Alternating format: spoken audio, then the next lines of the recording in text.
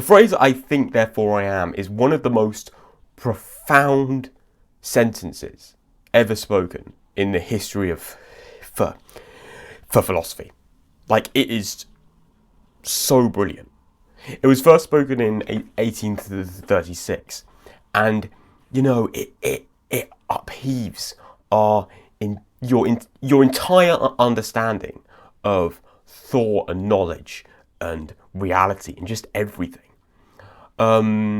So in this video, I'm going to have a crack at explaining what's so important about it, why I love it so much, and how it influenced just everything in philosophy. This was the turning point. So the phrase was originally said by a philosopher called René Descartes, and he wrote about it in 2 books. The first being Meditations on First Philosophy, and the second being, Discourse on the Method of Rightly Conducting One's Reason and of Seeking Truth in the Sciences. And that, by the way, is how everybody titled books back then. So one day, Descartes decided to try and find the most fundamental bit of knowledge that he could. Now, how could he do this? Well, his method was to doubt everything he had ever believed. The chair he's sitting on might be something in a dream. The table he's writing on might be a deception from some omnipotent evil demon. And with this, he realised that the entire physical world, his body, senses, everything, could be doubted. And there were 2 reasons. One, because everything could be in a dream, and 2, because he could be being deceived by an omnipotent evil demon.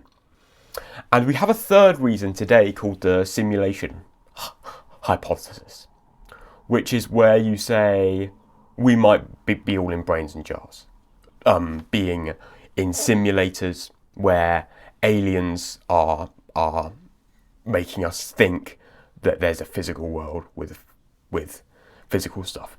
Think the Matrix. So these might sound far-fetched, but they're reason enough to think that we don't know that the physical world is there with 100% certainty. You know? That's absolutely terrifying. Like, just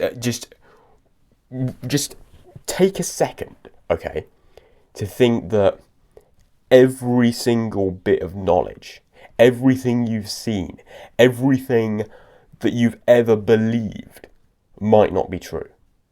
Like, you've never ever had certain knowledge.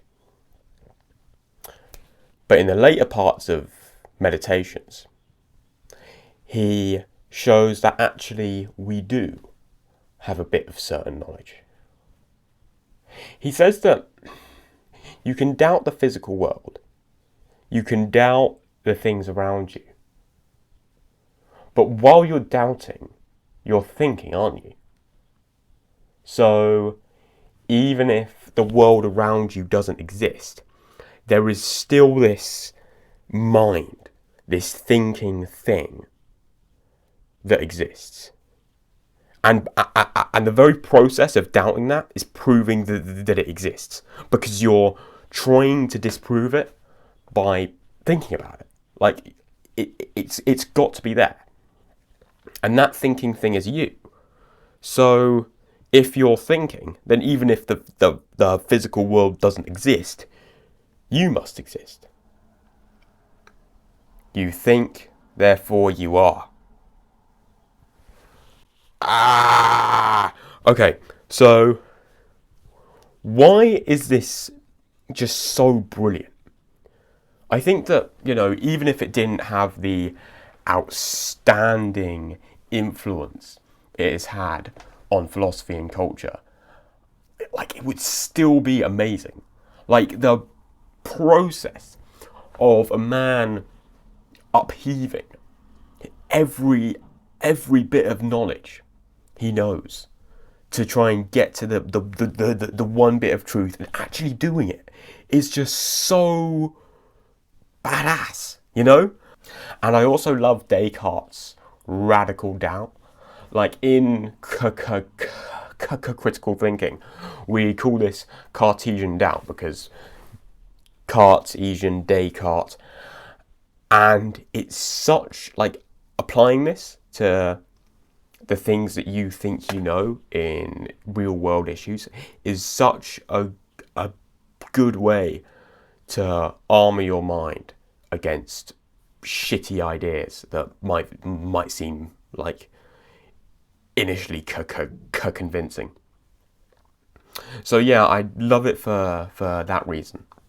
But it's also profoundly significant to the history of philosophy as well. Like, there is no textbook that has ever been written about the history of philosophy that didn't spend a long time on this. This is the turning point, okay? Because let's talk about what philosophy was in ancient and medieval times. Nowadays we consider it like it's difficult to pin down, but the broad opinion is it's kind of a search for truth. But in ancient Greece, it literally meant love of wisdom. And the goal was to find our telos, our purpose. You know, what is the meaning of human life and how do we find it? And also to kind of discover objective goodness. Now, as you go more into the Middle Ages, it was more like a tool to understand God, you know? A lot of the big philosophers were also, you know, Christian scholars. And they wrote and they applied the systems of ancient Greek thought to Christianity. But basically, if it wasn't to do with God or Aristotle, then it's not worth your time. That was the dogma back then. So, how did Descartes completely upheave this? Well, Descartes is one of the early examples of a thinker who didn't use philosophy as a means to the end of finding God or discovering some, you know, presupposed thing. He used it as an end in itself. And what I mean by that is he isn't trying to bring around, like, he isn't trying to prove something that we already believe in. He's trying to actually understand the truth of the human condition, you know? This is an early example of philosophers proper gazing into the abyss. And you know how radical it is to do what Descartes did at that time? Like, it was unthinkable to doubt things like God and objective goodness in that age. 1 year before Meditations was written, Galileo died in prison for questioning geocentrism. Like, people were not open to these ideas back then, you know? Like, I find it kind of absurd that Descartes wasn't, you know, somehow punished for his ideas and for his rigorous questioning. And I think that the fact that that didn't happen kind of represents a turning point in history when we became more open to the ideas of philosophy, which is really beautiful. So another reason why Meditations is significant is it brought around what we call in the history of philosophy the epistemic shift. What does epistemic mean? Epistemic or epistemological means to do with knowledge. So philosophy shifted from being about God to being about knowledge. Okay? And we saw this all the way through the Enlightenment, which is like early modern philosophy from like 1650-ish to the late 1700s. You saw, all the legends, John Locke, David Hume, George Berkeley, Immanuel Kant. They would not shut up about knowledge for over a century. Like, it completely changed the trajectory that all of philosophy was going in, And so we started to question religious dogma and tradition and all that. And although I don't think that we can believe that Descartes is the sole cause of that, I think that would be ridiculous. Descartes was a cog in the machine that brought around that radical questioning and that breakaway from church authority that has led to the freedom of speech and secularism that we value in a lot of Western societies today. So, yeah, there's no doubt that Descartes played some role in that, even if he wasn't, even if he didn't solely bring it around, which is not what I'm arguing. So, in short, Descartes. Another reason why I think that Therefore I Am is so important is because it changed what philosophy was trying to do, and therefore changed the world. Partly, kind of, sort of. And another reason why I think Therefore I Am and that whole line of argument and that work is so important is because it kickstarted an entire branch of philosophy, the philosophy of mind. So what the philosophy of mind is thinking about what consciousness is, what the mind is, where is it, how does it relate to the body, how do thoughts work, that kind of thing. And he was one of the people who properly kicked that off, in the later parts of his meditations, where he had talked about, when he had done talking about, I think, Therefore I Am, he talked about how the thinking thing relates to the body and came up with this idea called substance dualism, where the mind is like a separate substance from the body and interacts with the body remotely. And that's a whole thing. It's beyond the scope of the video. But the point I'm trying to make is that, a whole branch of philosophy exists pretty much because of him. So the final kind of major influence of I Think Therefore I Am that we're going to talk about is its influence on pop culture. There's a lot of films that experiment with the idea that everything can be doubted. Most obviously, The Matrix and The Truman Show drew, pretty obvious inspiration from René Descartes. And also in Blade Runner, you have these ideas about consciousness. And I think one of the characters actually says that phrase. I don't know. I didn't research this properly. And the main character's name is Rick Descartes.